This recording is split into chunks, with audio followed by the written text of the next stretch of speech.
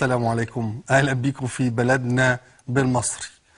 النهاردة هنعمل بلدنا بالنهري أو بلدنا بالنيلي، والنيلي جاية من نهر النيل مش جاية من نيلة. والنيلة هي الطينة وهي طينة النيل، عشان كده لونها وصار مثلا عندنا ما عندناش في أي مكان في العالم حكاية نهار زي النيلة أو مش عارف ايه النيلة دي، غير عندنا احنا في مصر. ليه؟ لأن عندنا النيل، ويبدو ان موضوع النيل قلبه بقى زي النيلة. ليه؟ لانه زي ما انتم شفتوا في التقرير اللي عرضته زميلتنا المبدعة ريم ماجد في افتتاح البرنامج الحلقة دي، انه دول حوض النيل قررت توقع الاتفاقية بيسموها الاتفاقية الإطارية. الإطارية دي اللي هي يعني ايه؟ الإطار، البرواز يعني، اللي تشمل المتن اللي جوه الكلام اللي هيتقال. الاتفاقية دي اتفاقية ما بين 9 دول النيل ما عدا مصر والسودان. ايه هي القصة؟ ما هي الحكاية؟ ليه احنا شاعرين بالخطر؟ انا شخصيا شاعر بالخطر جدا، لكن يبدو ان الدولة والحكومة مش شاعرة بالخطر خالص. كل تصريحاتها تصريحات تطمينية، تصريحات كله تمام يا فندم، الموضوع تحت السيطرة، موضوع 100 كل ما نعتاده دائما. انت عارف لما بينزل يحصل حادثة او يحصل موقف، حادثة حريقة مثلا زي حالة مجلس الشعب او مجلس الشورى اللي حصلت دي، اتوبيس يضرب في قطر يضرب في اتوبيس، عملية ارهابية في شرم الشيخ ولا في غيره، ينزل المسؤولين وينزل المسؤولين كبار يعني، فيبقى كل هم المسؤولين صغيرين والمتوسطين يقولوا للكبار، وبعدين الكبار يقولوا للكبار جدا، وبعدين الكبار جدا يقولوا للأكبر، وهو في أكبر واحد طبعا. كل الكلام دايما يبقى تطميني، اللي هو وضع تحت السيطرة، لا دي حاجة بسيطة، لا ولا ايه، وانه ايه، وجاري البحث ايه. الحالة دي تعرفين حالة تشبه تماما يعني لما المشهد المصري الأثير الرائع اللي هو دليل واحد من أدلتنا على كيف ندير حياتنا، اللي هو نحط جايين نكنس فنحط التراب تحت السجادة كأن كده كنسنا، يعني هو إخفاء التراب تحت السجادة. هي دي القصة، مش فكرة إن احنا ننظف بجد، ننظف بحقيقي، ننظف بأمانة، ننظف بشرف. فكل المسؤولين في مصر بيحطوا التراب تحت السجادة، يخلص الموضوع يعني. المهم المشهد يبقى نضيف قصاد اللي بيشوف، او يهيأ له انه نضيف، خصوصا لما يبقى رئيس الوزراء اسمه نضيف، اسمه احمد نظيف، فيبقى الموضوع كله قايم على يعني الكناسة والرمي تحت السجادة. طيب المشهد حقيقة خطر، واللي بيحصل في أوغندا ده حصيلة غياب مصري حقيقي عن افريقيا. ايه الموضوع؟ عشان المسألة تبقى واضحة، واعتبروا نفسكم، معلش اضغطوا على اعصابكم قوي، واعتبروا نفسكم في درس الجغرافيا في ثالثه اعدادي مثلا، وهنستعيد هذه الايام التي تبدو بالنسبة لك بعيدة جدا ونسيتها خالص، وما صدقت زي كل الطلبة في مصر ما بيصدقوا يخلصوا المناهج وبعدين يرموها طالما امتحنوا فيها. احنا عندنا دول اسمها منابع حوض النيل. احنا النيل بتاعنا سعادتك اللي هم بيقولوا يعني اللي يشرب منه لازم يرجع له تاني، مع ان استهلاكنا للمياه المعدنيه في مصر اللي هي جايه من الابار اكتر من استهلاكنا لميه النيل. النيل ده جاي من منطقتين بالنسبه لنا احنا في مصر.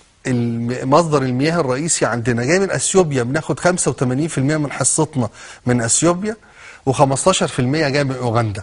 عظيم، زي ما انت شايف في الخريطه كده. ال 85%، معلش انتبهوا للاستاذ ابراهيم عيسى استاذ الجغرافيا النهارده بعد اذنكم، عشان في حاجة في الدنيا على فكرة مهمة جدا اسمها الجغرافيا السياسية، وحياتنا كلها عبارة عن الجغرافيا السياسية. والجغرافيا السياسية دي عاملة بالظبط زي ما يكون انت ايه في الساكن في الشارع، وبعدك بمثلا عمارتين ساكن وزير، فالأمان والأمن في المنطقة دي، الجغرافيا السياسية للمنطقة دي بتبقى صعبة، يبقى في بوليس وأمن وحاجة كده. طيب الجغرافيا السياسية بتقول لنا ايه بقى؟ بتقول لنا ان 85% جايين المية جايه لنا من اثيوبيا، و15% جايين من اوغندا.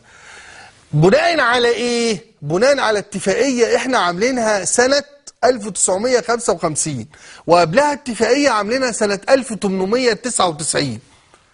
دي اتفاقية بين مصر عشان ننظم المياه اللي تجيلنا يعني، بين مصر وبين اثيوبيا وبين اوغندا. اساسا ما كانش في اثيوبيا، احنا كنا موقعين الاتفاقيات دي مع الدولة المحتلة لاثيوبيا والدولة المحتلة لاوغندا. يعني حقيقة الامر مصر لما وقعت الاتفاقيات دي ما وقعتش مع ممثلي دولة او الشعب الاثيوبي ولا الشعب الاوغندي، ده وقعت مع المحتلين.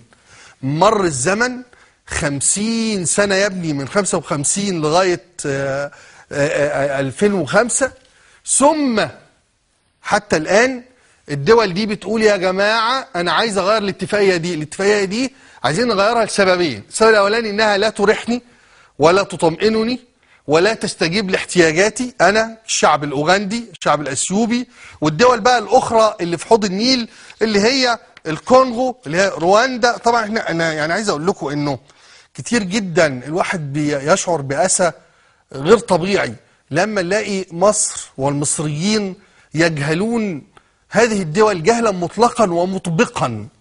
رواندا دي كان فيها مذابح مات فيها 1,000,000 بني آدم، 1,000,000 بني آدم بين قبيلتين في رواندا. 1,000,000 بني آدم كانوا بيتربوا في مية النيل، عشان المسألة تبقى واضحة يعني. وكان بيجي لنا مية النيل وهي يعني وقد غرقت فيها أو رمي فيها جثث الروانديين.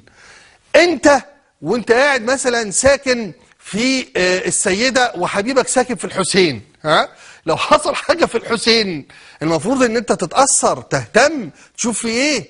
يا اخي اخر الشارع بتاعك، اخر النيل ده، اخر طريق النيل ده، هو نهر النيل ده، في 1,000,000 واحد ماتوا اتقتلوا في حرب وجثثهم اترمت في النيل ده. يا اخي اهتم، يا اخي حس على دمك، يا اخي خد بالك، يا اخي روح اسأل فيهم، يا اخي روح تضامن معاهم، يا اخي روح صالحهم، يا اخي روح اتبرع بالدم، يا اخي ابعت دكاتره ليك من عندك لهم، ولا اي حاجه.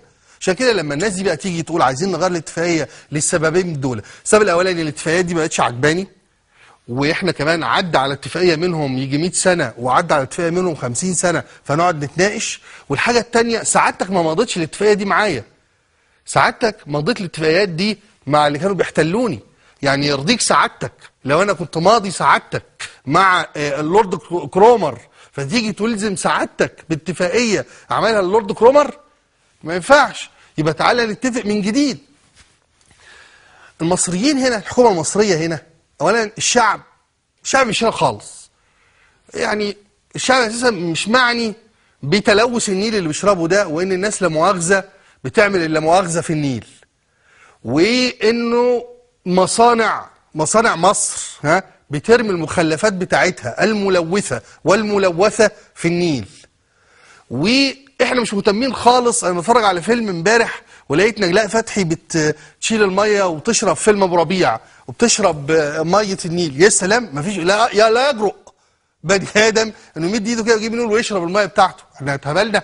ده يعني دعك من البلهارسيا وغيرها، يعني ده في كميه امراض في حفنه الميه دي. انا ومن الاستاذه نجلاء فتحي اكشف والله، رغم يعني الفيلم ده عدى عليه 30 سنه. اذا احنا بنتكلم عن شعب غافل عما يحدث في النيل نفسه، اللي ماشي تحت الترعه، تحت البيت بتاعه في الترعه او في غيره. انا بتكلم كمان عما يحدث في النيل، في نهر النيل، من هناك من المنابع. فاحنا سيبك من الشعب، الحكومه، النظام فوجئ، اندهش، اللي هو ايه ده؟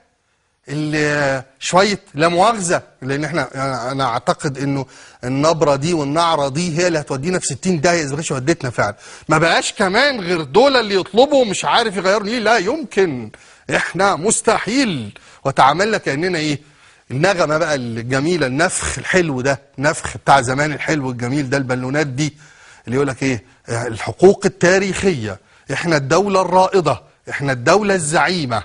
زعيمه ايه ورائده يا راجل؟ ايه يا راجل؟ احنا بنتكلم على زمن غير الزمن خالص. الناس دي يا جماعه ليه هم كانوا راضيين كده بالاتفاقيه دي؟